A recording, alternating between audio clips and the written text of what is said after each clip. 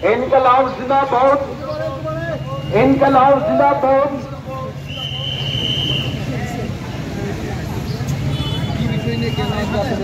আজকে 26শে নভেম্বর আমার mobile 26শে November 2020 শ্রমিকরা ধর্মঘট ডেকেছিল শিল্পে 4 সমকোট বাতিলের দাবিতে। ঠিক একই দিনে কৃষকরাও সেখানে দিল্লি চলো অভিযান ডাক দিয়েছিল, গ্রামীণ ভারত বন্ধের ডাক দিয়েছিল। এরপরে কৃষকদের আটকে দেওয়া হয় এবং 384 দিন লাগাতার অবস্থান করে 750 জন শহীদের মৃত্যুবরণ করে তারপর নরেন্দ্র মোদী বাধ্য হয় 3 কৃষি আইন বাতিল করতে। কিন্তু এরপরেও আমাদের এই দাবিগুলি রয়েছে। কিন্তু আজকে 3 বছর পেরিয়ে 4 বছরে পড়েছে, এই দাবি মানা হয়নি।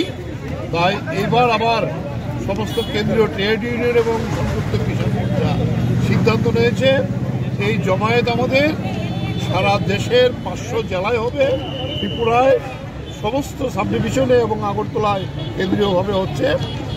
এই জমায়েত থেকে আমরা সাবধান করতে চাই, এটা চেতাবলী সমাবেশ ডাক দিয়েছে যে আগামী 3 মাসের মধ্যে যদি এই দাবি না মানা হয় গোটা দেশ আবার শ্রমিক কৃষকের লড়াইয়ে উত্তাল হবে, মোদী এটা টের পাবে।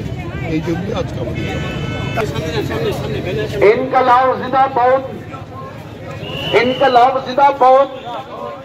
12 দফা দাবির ভিত্তিতে কৃষক খ্যাত মজুর শ্রমিকদের এই মিছিলে দলে দলে যোগ দেন। 12 দফা দাবির ভিত্তিতে শ্রমিক কৃষক খ্যাত মজুরদের ডাকে আজকের মিছিলে দলে দলে যোগ দেন।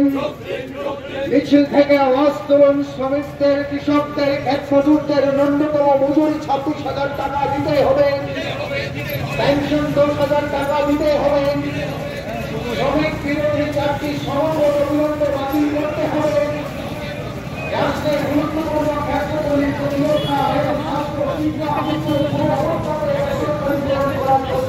চলবে না।